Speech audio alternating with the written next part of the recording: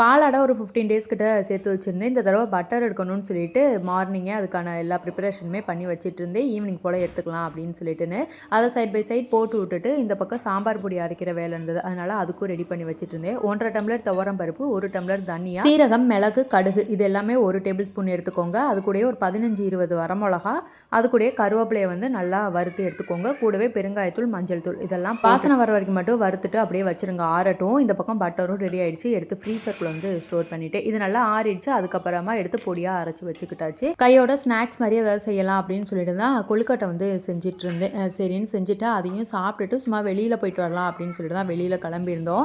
இங்கே வந்து ஒரு கடை பார்த்தோம். இது வந்து எந்த டாப் எடுத்தாலுமே 220 அப்படின்னு சொல்லி போட்டிருந்தாங்க. கலெக்ஷன்ஸ் நிறையா போட்டிருந்தாங்க. சின்ன பிள்ளைகளுக்கு, பெரியவங்களுக்கு, அது மாதிரி ஜீன்ஸு, பேண்ட்டு, பெலாசோ, லெக்கின்னு இந்த மாதிரி நிறையா போட்டிருந்தாங்க. அது மாதிரி பாய்ஸுக்குமே நிறையா கலெக்ஷன்ஸ் வந்து போட்டு வச்சுருந்தாங்க. எல்லாத்தையுமே பார்த்துக்கிட்டு இருந்தோம். எப்பவும் போல் எதுவுமேலாம் எடுக்கலை. அப்படியே வீட்டுக்கு வந்தாச்சு.